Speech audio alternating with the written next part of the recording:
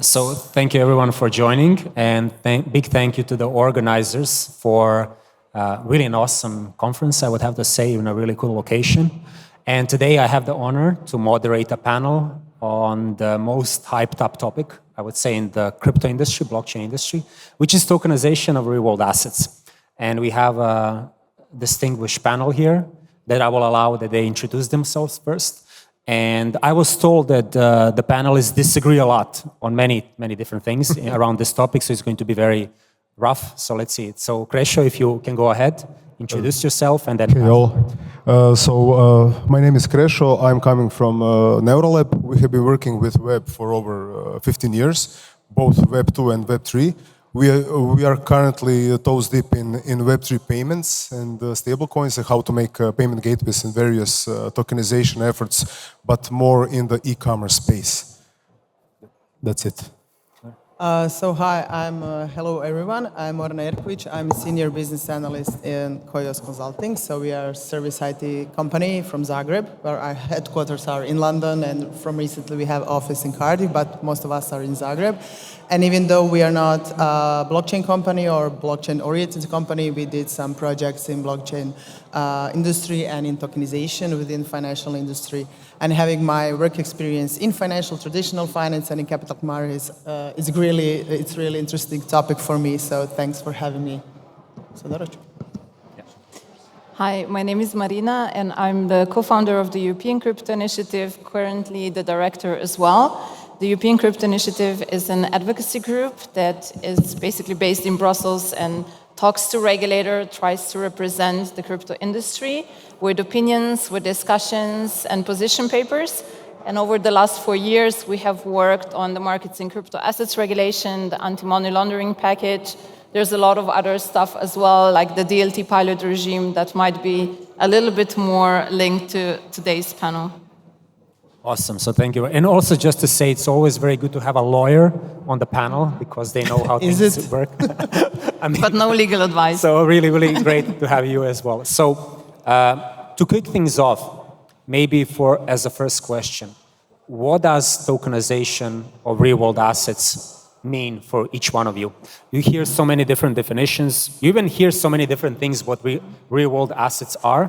So I think to start our normal discussion, let's start with that. So what does it mean for you, and how have you experienced tokenization throughout your career? Maybe you can...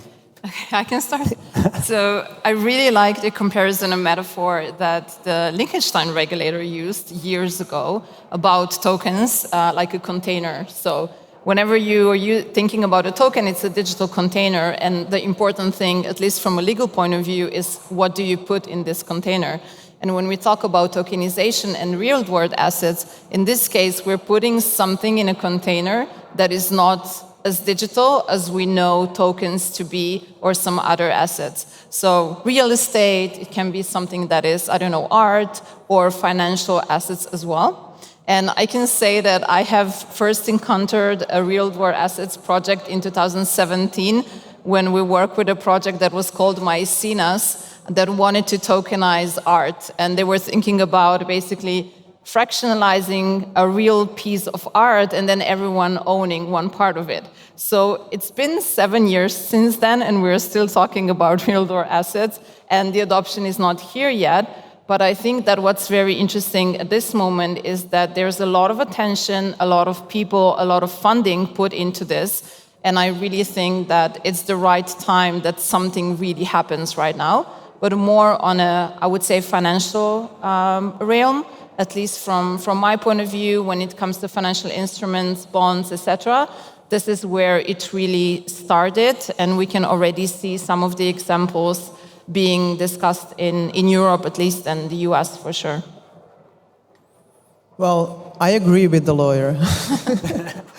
No, but really, so putting like this concept of transforming any kind of assets into the token, representing the right over that assets, it's quite a great concept, and it's good that it's not limited to any asset class. You can tokenize anything, in theory, of course. So whether it's physical assets like real estate or some commodities like oil or gold, you can tokenize a non-physical asset that has a value, like financial instruments that were already mentioned, like stocks, bonds, funds, etc., and also assets like intellectual property. And I think in financial industry, in traditional finance, it could get a lot of benefits. So increased, better efficiency, lower cost, transparency, all those things that we already mentioned when we were talking about blockchain. But let me talk about, for example, projects that we worked on. So we participated in a project that offered tokenization infrastructure for the fund managers, meaning they could tokenize fund units on the blockchain, but at the same time we use that as a distribution channel for financial advisors. So supported the whole process from buying or selling order to the actual issuing or redeeming those funds. And it really maybe seems simple, like you have a process, you have a couple of intermediaries, but today in traditional markets for some asset classes, processes is heavy. It's with a lot of intermediaries, a lot of steps, a lot of processes, within the processes, a lot of checkups and controls. For example, if you are an investor, you want to buy some fund or some assets, financial instruments in traditional way. So, for example, if the assets are not listed, not on stock exchange, you have to first move money from your bank account. So you have this one intermediary, put it on a pooled bank account of your advisor, for example. So the second bank, something is going on there. You have to transfer that money to the bank account of the actual fund. So there's a third bank, maybe not the same bank, maybe not in the same country. So there's already time consuming at the start. And then you have this financial advisor, you have platform providers, then he is making orders to. Then you have something called transfer agents that keeps registry and do some other checkups and, keep control of some data. And then you get to the fund manager that gives you actually your asset. But he doesn't give you your assets. You have to circle back to the investor through all those intermediaries, and also in the process just adding a custodian or some other entity that is responsible for settlement. So it could really take days from the time that you make an order and actually have some kind of confirmation of your ownership. So this is like a lot of intermediaries. Every intermediary, every player in the value chain has its own fee, some kind of fee. And the structure is and the regulation is structured that way that every of these players has its own set of rules. So often you have decentralized, independent databases that are not connected with each other and has to be reconciled every day. So this is a lot of heavy process. And so this is a use case when blockchain or this tokenization infrastructure could really help a lot. And even though I just want to say one thing, among all the benefits, it could give the possibility of some extra client base, whether if it's a younger generations that are not wanting to go through that process, or whether it is some investor that are from some reasons cannot access your asset at this point of time, but it is giving you potential higher base clients that could potentially lead to the higher revenue. So I think it's worth tackling on it, and it's a good use case in financial industry. Thank you. So yeah, I totally agree that the whole act of the whole tokenization is about making things faster, cheaper, better. A couple of ironies. So we are talking about RWA, which is basically a long historical topic. So back in the Bitcoin protocol, Hal Finney talked about this with his baseball cards. So this is like a long history of tokenization. And the second irony, which is kind of funny to me, the whole NFT space got like heavy bad rep and negative terms, but the whole NFT tech landscape is basically needed for the whole tokenization efforts, because we are talking about non-fungible tokens. So this is kind of funny to me. Why is now RWA is gaining so much traction and so much media space, It's basically a long story. So first of all, I just want to say I completely agree with you on the fund side. I used to run a fund in my previous company, and when I would see a list of all of these intermediaries who were doing nothing, and I had to pay them a lot, I completely understood the use case of tokenization of funds, of asset management products. Yeah. So I agree with you. And I think you mentioned something very important, that the topic of tokenization of real assets is actually not a new one. It's been around for quite some years. We had the hype of security tokens, 2018, 2019. Would love to hear how that went from you. So maybe you can tell to the audience, where are we now with tokenization of real-world assets? Like, how does the landscape look like now? Can you give us some, in your view, successful examples of tokenization? And where are we lacking? Maybe as a provocative question somewhere, you know? If you want to, yep. Can I do it? So I think the first and foremost example is the current BlackRock build fund. It is basically a permissioned white label fund, because I mean anonymous users can't access it, so it goes against the whole philosophy of the whole Web3 thing. There's also an example a couple of days ago with Visa doing their own tokenization platform. So we are seeing couple of vectors and couple of trends of the whole tokenization space going into some centralized modes. Where I would personally like to see are more decentralized, permissionless efforts about tokenization, but I believe Marina can talk about these legal issues and operating issues about this, because I mean the end goal for the end user. So about Bruno was talking about the end users are interested in the real world use cases and real world applications. They want to tokenize cars, they want to tokenize houses, they want to tokenize loans, they want to tokenize bonds. So they want to use it, they want to swap it, they want to exchange it. This is a big legal issue. And we are accustomed to centralized holders, to giving you,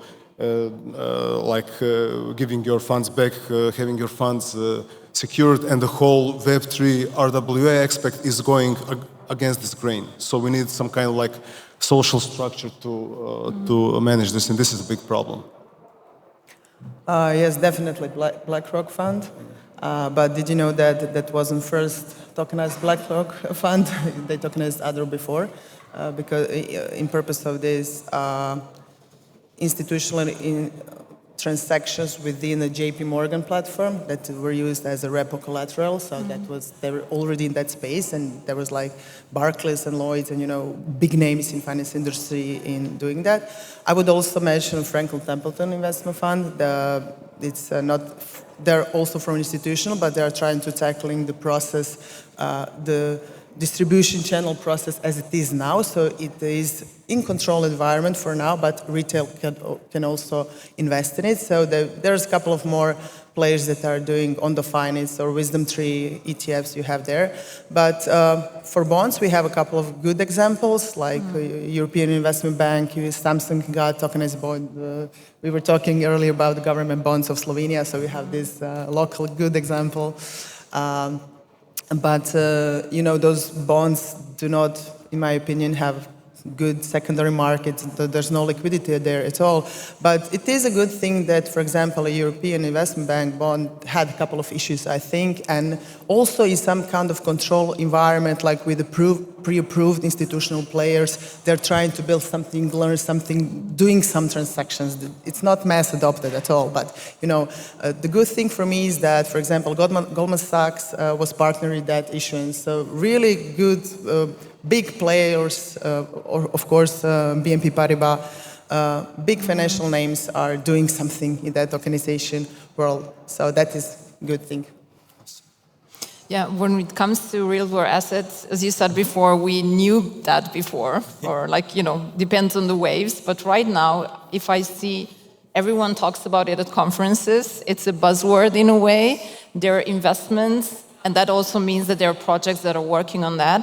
And regulators are reacting to that as well. So what we have seen in Europe in the last 4 years is the DLT pilot regime that was basically developed at the same time as the markets in crypto assets regulation, and now it's in a way finalized, it's open, you can use it. But what it says and what it does is there's a regime like similar to a sandbox, and for now it's limited to a few years, where you can basically, it's aimed at putting financial instruments on blockchain. And the aim is really to have lower requirements that you would usually have if you would use just regular, let's say, financial regulation. And in a way, what we have seen with this experiment is that it was such a mix of kind of financial regulation, but also the reality that blockchain is and where we are at the moment, that there are almost no use cases right now.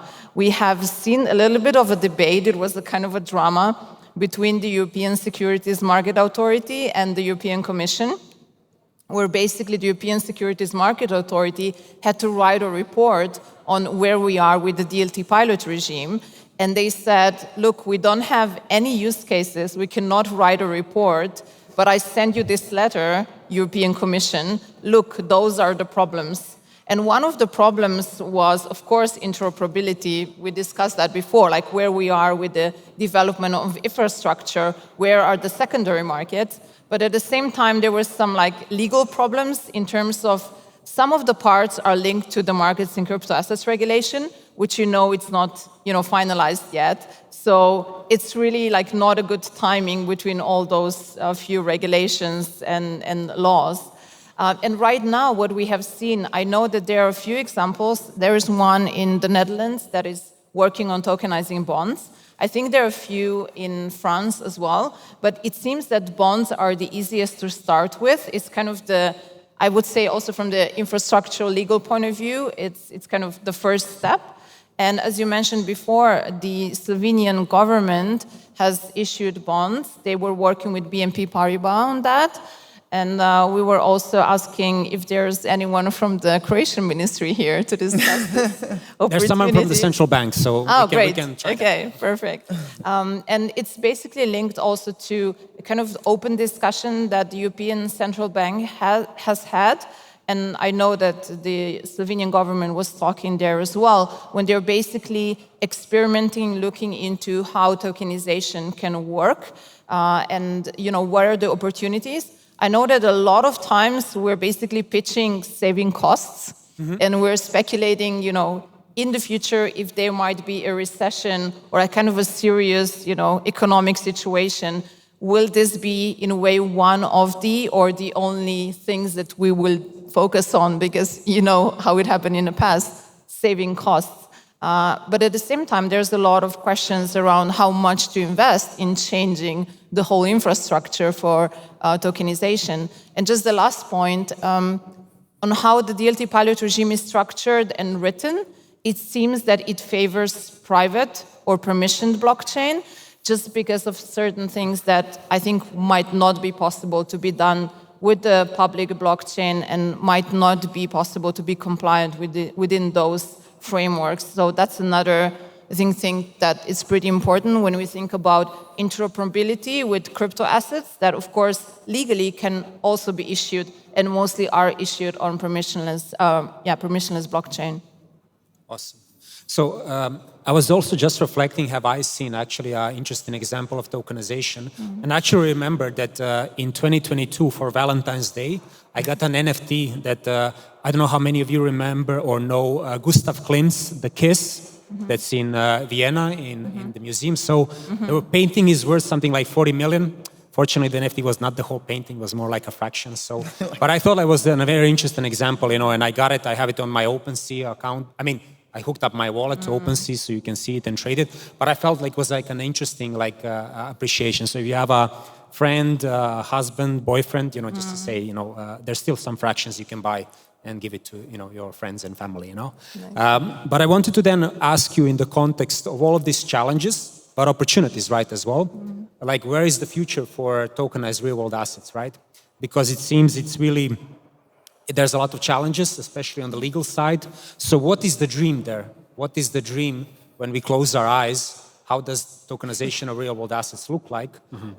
Because I think that's something that might, interest a lot of people. We heard these examples of BlackRock tokenizing one of its funds, the Slovenian government, and really amazing achievement, to tokenize a government bond. So, does in the future everything of value is tokenized and is in a shape of a token, or is this just a distant dream for all of us?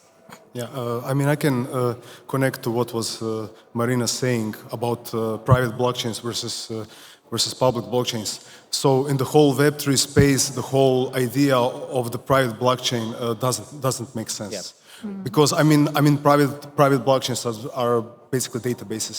So it's not like it's some tech innovation, or you have like modern or novel applications. So basically, we as an industry need to strive towards using public blockchains and pretty solid decentralized L1s like Bitcoin, Ethereum, Solana, stuff like that. So because if we are going and if we are vectoring our industry towards using private blockchains, we are not realizing the full potential of the Web3 space. Because in the end users need to have some kind of like benefits of swapping, exchanging, using their own tokens and wallets for any sort of interaction. So I would say this is the future that we would need to strive. The other thing is the future will basically be all sorts of possible tokens or not. So some items surely will not be tokenized, some items will be tokenized. It will be like a mix and match of various things. The other thing is we currently cannot foresee what will be the next interactions for 5 or 10 years. So if you take one example that, for instance, Bitcoin wanted to replace the whole TradFi system, if the Ethereum wanted to also replace the whole TradFi system, nobody was talking about in the previous decade about stablecoins, which is now basically de facto killer app for the whole Web3. So we are seeing and we are probing what are the next modern interactions that tokenization will enable, basically. Just to ask on that, do you see stablecoins as real?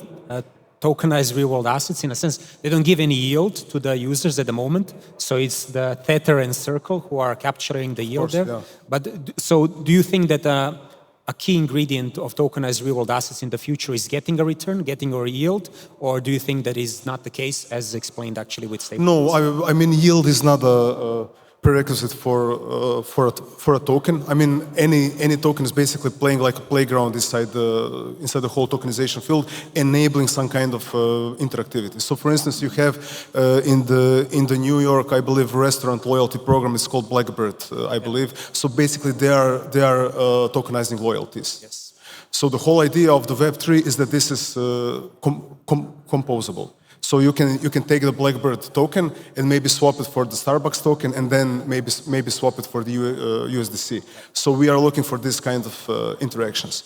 Inside the e-commerce space, stablecoins are now becoming the de facto medium of the whole exchange. So this is the whole idea of the stablecoin, that you have your own wallet, you have your fungible tokens, you have non-fungible tokens, you have stablecoins, and then you can mix and match between and play around with those. But again, everything about this makes sense only on the public blockchain. Okay, so go ahead. So I don't know what is the time frame of that dream of yours. Future. Yeah, but how distant future? I don't like that kind of predictions because like 5 years ago, maybe someone had already this exact panel and saying like in 10 years from now. And it's taking a lot of slower pace that we originally thought maybe. But it is hard to be integrated and get integrated that blockchain solution into the traditional existing system that have been developed for years and years. And it's not just about tokenizing an asset. It's just the beginning. When you tokenize the asset, you have a lot of processes around it. And it's a lot of correlation and stuff that depending on other processes that has nothing to do with the blockchain. And when you're trying to provide some solution, for example, in a financial market with some kind of a financial instrument, you have a lot of these intermediaries we talked about, but you want to erase a couple of them from the whole process, but actually you cannot, because that, for example, one role in that financial industry deals with a lot of other stuff, and he has a license. He has to do some reporting or some validation or whatever, and your tokenized asset is one of their little part of portfolio. And he said, okay, but my stuff I'm not going to do on-chain because of that little portion. I'm going to do it off-chain. And then you have all these processes that you can actually say everything could be on blockchain, but you have to compromise a lot. Okay, we cannot get rid of that guy. Okay, come back in the process. We cannot put this little process between intermediaries on the blockchain. Okay, put it off blockchain. And it's really, maybe from some companies, painful to make those kind of compromises. But I think it is the only way to tangle, because you have to be sure, you have to be aware that you cannot expect the system modify around new technology. It's the other way around. You really have to integrate into existing system with a lot of compromises, just get in and then work your way around it. And it takes time, step by step, and hopefully one day. And of course, it's such a broad topic, like every asset on the world, every asset that is out there. So for some asset classes, it really makes sense. For some asset classes, it's not making sense right now. Not blockchain is not going to solve every problem. So maybe in 10 years, I think we should focus on processes and use cases that are not efficient now. Not that blockchain could get some little add-on, like you can settle that asset day earlier. So what? You have to have a big case there. I think the cases exist. So for some assets, they're definitely going to be tokenized, but everything on chain, I don't see it coming, in a short, medium-term period of time. I don't know how many years are we talking about, but yeah, I don't see it quick. Okay. Maybe just as a follow-up question, because you touched upon the topic of liquidity. So do you think liquidity is a prerequisite for successful tokenization, as it has been so far? So for instance, the most tokenized asset so far is actually US government bonds, which are the most liquid instrument on the planet, right? Or do you think that the upside and opportunities in illiquid assets, but that comes with its own challenges? And the reason why I ask you this is because many times people in the tokenization space, they say tokenization creates or enables liquidity. I'm skeptical around that, but I wanted to hear your thoughts, where do you see the opportunity there? Headlines like get things tokenized and you will get liquidity is pure PR. So this is not the case. I think you can clear the path to potential adding liquidity because you're giving the access to some kind of investors that are not that cannot invest in your asset right now. But if those investors does not exist in China, for example, you don't have get the liquidity. You can have to tokenize the asset. That doesn't mean anything, okay, except for the accessing, but you have to have secondary market. Maybe you have to introduce market makers. But even though no market maker is going to go in a business if asset is really illiquid, if you have some kind of garbage of real estate and nobody wants to buy it, so no technology can help that. So you have to have real market demand behind that asset, and you have to have that. This is kind of a use case, but you have a couple of factors that is not working in that process. So adding maybe potentially increase liquidity. If you're just struggling with that, don't go to the blockchain. Okay. Please. Now legal part, the most fun. So if I think about the future of tokenization, I would say that it has a huge potential because it can really bring the whole financial industry onto blockchain, but at the same time, the growth will be much more steady than what we have seen with crypto assets in general. So you mentioned before stablecoins. I would say that stablecoins could be one of the first examples of tokenization, and we think about Tether and their, income. It's basically one of the best business models we have seen in history. So what ideally you would have as a business again, you would have something similar that would have such a high liquidity, so you would get some of the returns that would be similar to what Tether has, But at the same time, there's ideas around, especially if we think about financial instruments, that part of those returns might go to the people that hold those tokens. So in sort of a staking or other ways.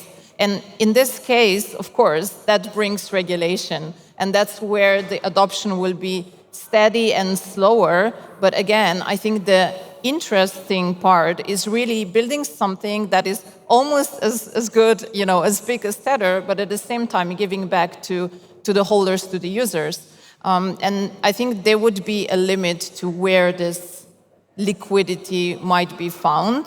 And I think we also need to look into, not doing things as we have done in the past, sprinkle a little bit of blockchain onto something and that will solve the problems. We need access to assets that are liquid, but at the same time, there should be competition to, customers or companies that would want to own those assets. So being very smart when we select the asset. And what I wanted to mention before, the public and private, I'm totally up to, support public blockchain. This is why I'm doing this for the last 4 years, basically. My association is really, in a way, aimed at promoting or making sure that the public blockchains will be still possible to be used in the financial industry, but there's a lot of threat showing that that might not happen.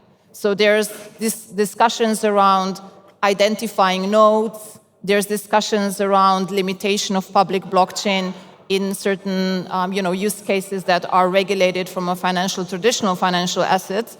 And I think that this is also where we need to engage with regulators and discuss with them to show them that it is possible to work with public blockchains as well. But I think that, again, it's not given. We will need to discuss with them and see and show that the public blockchains are secure, that they are decentralized, that it is possible to use them, and that we should, leave it open for it to be the case. Awesome. Maybe as a follow-up question, and then we can open up the discussion to the audience as well. Since stablecoins have been such a big success story, tokenization, and they have been unregulated for many, many years, does it seem like it's prerequisite to have a big success story is that you don't operate within the confinements of a lot of laws, guidance, policies, and regulation? So maybe a provocative question to you as a legal expert: is the regulation killing us, especially in the context of MiCA that actually puts stringent regulation on top of stablecoins? That's why many exchanges have delisted actually US dollar stablecoins, the most popular ones. So are we just operating in a wrong environment, that regulation makes it so different? Yes, I love this question. So this is all prepared, by the way, so it's not an accident. I know we have only 2 minutes, but when it comes to Europe, for sure. Like now, from January on, we're going to have a completely new era in Europe. Like very similarly to what happened with MiFID years ago, there will be a huge consolidation in Europe. And unfortunately, a lot of small companies will just cease to exist, or they will just be bought by other bigger companies. We've seen, Robinhood and Bitstamp and similar things.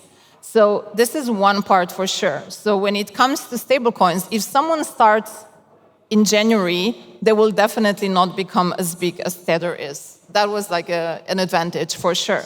But it also can be an opportunity for basically regulated business models. So when it comes to real-world assets, if we want and need to play now on the same ground being regulated, that could be an opportunity, because this is also when the institutionals are more interesting and feel safer to get in.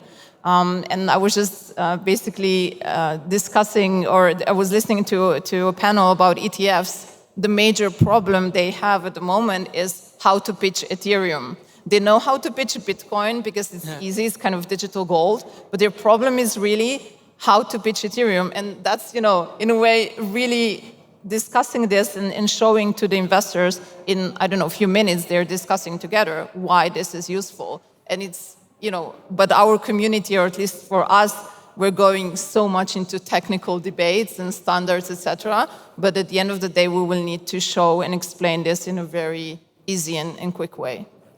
Many times institutional investors told me, Anton, we don't like to play games where there's no clear rules. I try to convince them that sometimes not having clear rules is an advantage, but as you mentioned, it's a challenging topic. Yeah. And maybe we have a couple of minutes left. If there's questions from the audience, would appreciate if you can raise your hand. You really told lawyer it's good to have not such a clear rules right now. If anybody has a question, We have the iPad. Yeah. Thank you. One note, just submit your questions through the Slido app. Yes. We don't have many microphones. I think we have one here from earlier in your discussion. I will. Okay. Okay. So the question is, and thank you for the anonymous person who asked this question. Maybe I'll direct it to the panel. So do you know any example of tokenization infrastructure that focuses on securities, specifically shares of companies, and where you actually enable direct shareholding ownership through tokenization or through blockchain? I can give you a hint. It's in Switzerland. Maybe you remember the DLT law. But if you're aware of that, I think people would appreciate your thoughts. I think the latest Visa platform is geared towards the securities. I'm not sure for the whole. Is it for the whole world or some regions? But Visa is working towards this. Well, okay, I mean, I can then chip in. I think maybe that's so. Having lived in Switzerland for 15 years, in 2022 we got a change in law. So literally the law was changed, and the so-called DLT Act or DLT law, similar like in Liechtenstein, was passed that enables you to issue shares of companies directly on the blockchain. So that means you had a clear regulatory framework, how you create that issuance, how that custody is done, even how secondary market trading and liquidity is done within that context, and specifically what are the legal rights and obligations if you have that token that represents your shares. And this was very useful. For instance, there's a lot of startups now in Switzerland that decide to tokenize their shares. So literally then they put them on the blockchain. So it's on Ethereum, it's on a public blockchain. And within the context of Uniswap kind of white label solution, the existing shareholders or the new pre-approved shareholders can then buy and sell through this. It's like a nice widget you can put on your website. But this is a unique example that happened in Switzerland. An amazing company called Akcionariat did that. Akcionariat means in Croatian dioničar. And you can then trade through their software. I think it's a bit telling that Akcionariat actually completely pivoted their business model. So they stopped doing that and started becoming an infrastructure provider because there was not enough demand. So this is an amazing example where Never Switzerland was very forward-looking to pass a law that enables you to issue shares of your company directly on the blockchain, but the market has proven that there is not enough demand actually at the moment, right? So they completely pivoted. They're not doing that. Now they white label this technology to anybody who wants to use it. Yeah. I might share something, before the blockchain era, basically, I was working in crowd investing, and we had something similar to an equity crowd investing, but it was more done in a kind of lending type of way, so it wouldn't be a financial instrument. But the problem was really with the liquidity that we have seen. And when it comes to investing in startup, and especially if you think about crowdfunding, it's very local. Like Austrians will invest in Austrian startups, and they would not invest in Slovenian startups. The Germans are not going to invest in Austrian startups, only in German startups. So it comes back to a very small market. Yes. And I think that, again, going back to liquidity, when it makes sense, the liquidity will be a #1 question at the times. Exactly. Awesome. Thank you very much. So this was it. I think we're finishing on time now. So I'd like to thank the esteemed panelists. So give them a hand, and thank you very much.